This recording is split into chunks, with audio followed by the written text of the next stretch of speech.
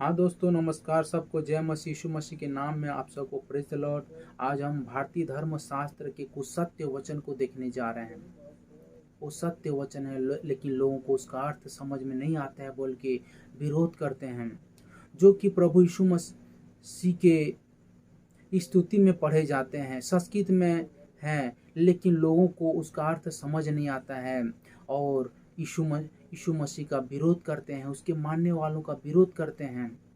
भारतीय धर्म शास्त्र में भी यीशु मसीह के बारे में बहुत कुछ दिया गया है दोस्तों, लेकिन हमको उसके अर्थ समझने और तुलना तरीके से पढ़ने की जरूरत है, एक तुलनात्मक तरीके से। जैसे कि पंडित के द्वारा, पुजारी के द्वारा मंदिरों में पूजा किया जाता है तो यही मंत्र जप किया जाता है, ओम श्री ब्रह्मपुत्राय नमः। हे प्रभु परमेश्वर के पुत्र, तेरी स्तुति हो। ओम श्री ब्रह्मपुत्राय नमः, ये मंत्र का जप जप किया जाता है दोस्तों पुजारी के द्वारा, लेकिन उसके अर्थ समझ नहीं पाते हैं। किसको ये मंत्र किसकी ओर इशारा कर रहा है, किसकी ओर इंगित कर रहा है। ओम श्री उमात्याय नमः, पवित्र आत्मा से जन्म लेने वाले प्रभु तेरी स्तुति हो। कौन परमेश्वर पवित्र आत्मा से जन्म लिया है? हमको तुलना की तरीके से देखना है दोस्तों। ओम श्री उमात्याय नमः, पवित्र आत्मा से जन्म लेने वाला को हमको एक तुलनात्मक तरीके से देखना है। ब्रह्म का पुत्र, परमेश्वर का पुत्र अपने आप को कौन बोलता है कि मैं परमेश्वर का पुत्र हूँ? कौन अपने आप को परमेश्वर का पुत्र स्वीकार करता है, अपने आप को परमेश्वर का पुत्र बोलता है? ये चीज को हमको ध्यान देना है दोस्तों। हमको एक खोज की जरूरत है, हमारे जीवन में एक खोज की जरूरत है। हम इसी तरीके से विरोध करेंगे तो नहीं होने वाला। हमको एक खोज की जरूरत है। ओम श्री कनिसुताय नमः, कुंवारी से जन्म लेने वाले प्रभु तेरी स्तुति हो। कुंवारी से कौन जन्म लिया है?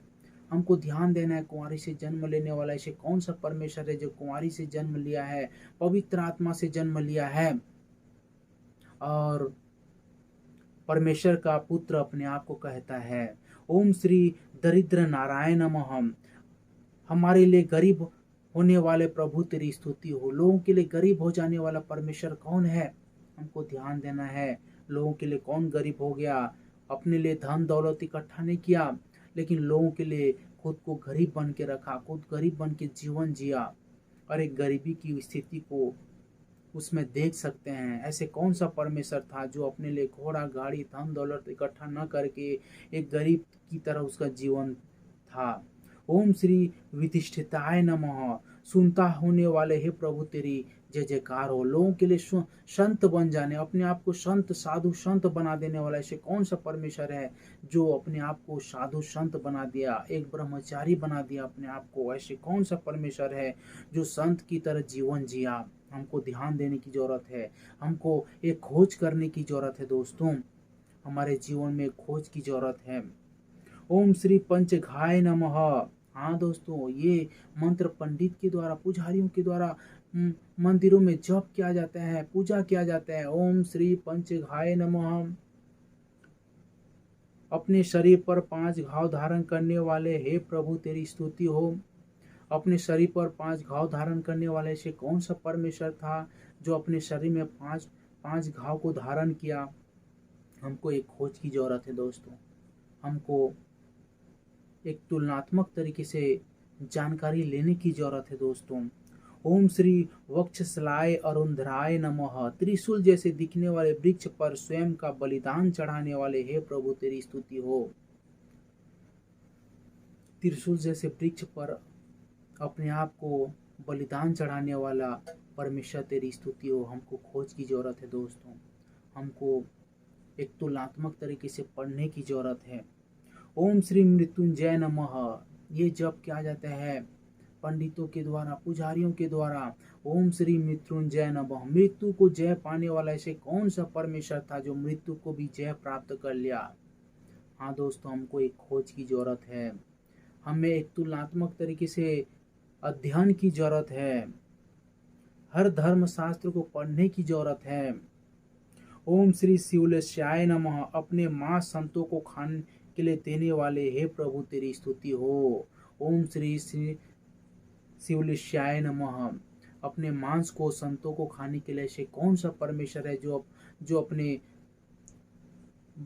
वचन में बोलता है कि मैं अपने मांस को संतों को, लोगों को खाने के लिए दे रहा हूँ? कौन ऐसे परमेश्वर है? हमको एक खोज की जरूरत है दोस्तों।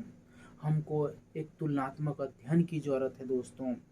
ओम श्री दत्त शिवाय नमः। स्वर्गीय पिता के बाजू में बैठने वाले हे प्रभु तेरी स्तुति हो। स्वर्गीय परमेश्वर के बाजू में बैठने वाले हे प्रभु तेरी स्तुति हो। हमको एक खोज की जरूरत है दोस्तों। ओम श्री महादेवाय नमः। प्रभुओं के प्रभु तेरी स्तुति हो। ओम श्री महादेवाय नमः मतलब प्रभुओं का प्रभु तेरी स्तुति हो। इसका अर्थ यही होता है, हे प्रभुओं का प्रभु तेरी स्तुति हो। तो मेरे दोस्तों, हमको ये खोज की जरूरत है कि वो ब्रह्म का पुत्र कौन है। अपने आप को ऐसे कौन परमेश्वर जो अपने आप को ब्रह्म का पुत्र कहलाता है? वो कौन अपने आप को माताय नमः पवित्र आत्मा से जन्म लेने वाला बताता है? कौन अपने आप को कनिष्ठाय नमः, कौन अपने आप को कुंवारी से जन्म लेने वाला परमेश्वर सिद्ध करता है? कौन अपने आप को दरिद्र नारायण नमः अपने आप को गरीब बना देने वाला परमेश्वर का जीवन जीता है? कौन अपने शरीर पर पंचघाय नमः 5 घाव धारण करने वाला ऐसे कौन सा परमेश्वर है जो अपने शरीर पर 5 घाव धारण किया? हमको एक खोज की जरूरत है दोस्तों। ओम श्री मृत्युंजय नमः मृत्यु को जय पाने वाला। ओम श्री वृक्षशलाय अरुंधराय नमः अपने शरीर को काट पर टांग देने वाला, त्रिशूल जैसे काट पर टांग देने वाला परमेश्वर कौन है? ये सब चीजों की हमको खोज की जरूरत है दोस्तों। यदि हम विरोध में ही लगे रहेंगे, यदि हम सत्य की खोज नहीं करेंगे, हमारा जीवन नष्ट हो जाएगा। नष्ट हो जाने के बाद हम सत्य की खोज नहीं कर सकते। जब तक जीवन है मेरे दोस्तों, तब तक हम सत्य की खोज कर सकते हैं। तो हम ये लड़ाई झगड़ा को छोड़ करके, ये हिंसा को, ये विरोध को छोड़ करके, यदि हमारे जीवन में एक खोज की भावना पैदा होता है, हमारे जीवन में एक तुलनात्मक अध्ययन की भावना पैदा होता है और अध्ययन करते हैं, तो दोस्तों हमारा जीवन उस सत्य को पा सकता है, वो सत्य परमेश्वर को पा सकता है और हम अपने जीवन को सही रास्ते पर ले जा सकते हैं। क्योंकि हमारा जीवन एक घास की तरह है जो अभी खिला है और थोड़े समय के बाद मुरझा जाएगा। एक फूल के समान है, अभी खिला है, थोड़े देर के बाद मुरझा जाएगा। इस थोड़े जीवन में दोस्तों यदि हम विरोध करेंगे, हम एक दूसरे को हिंसा करेंगे, मारेंगे, काटेंगे, पीटेंगे, दूसरों को आगे बढ़ने से रोकेंगे, तो दोस्तों हम एक फूल की तरह हैं, अभी खिले हैं, थोड़े दिन के बाद मुरझा जाएंगे, हमारा अस्तित्व ही खत्म हो जाएगा। तो दोस्तों आज से हम ये विरोध को छोड़ते हैं, आज से हम लोगों के बीच में हिंसा को छोड़ करके हमारे जीवन में एक खोज की भावना की जरूरत है दोस्तों।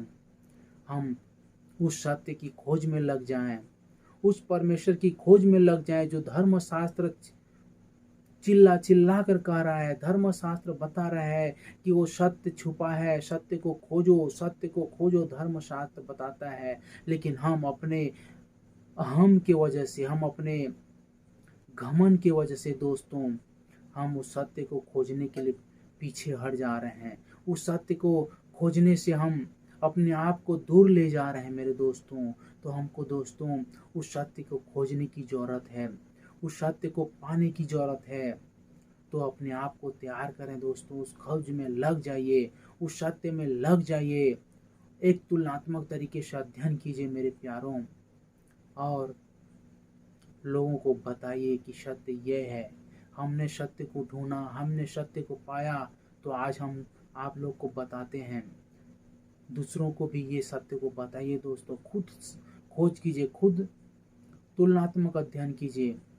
और ये वीडियो को, जो ये संदेश है सबके लिए, ये संदेश को हर किसी तक पहुंचाइए दोस्तों। लोगों को बताइए ताकि उनका जीवन बदल सके, उनका जीवन में एक ज्योति आने पाए, उनका जीवन में एक सत्य का मार्ग मिलने पाए, ताकि वे सत्य के मार्ग में चलते हुए उस स्वर्गीय जीवन को प्राप्त कर सकें। ये हमारे जीवन का एक कर्तव्य है कि लोगों को, भटके हुए लोगों को सत्य के रास्ता दिखाना, भटके हुए लोगों को सही राह पर लाना, अंधों को रास्ता दिखाना, ये हमारा जीवन का उद्देश्य होना चाहिए दोस्तों। क्योंकि इसी तरीके से लोग नष्ट हो जाएंगे, अच्छी बात नहीं है।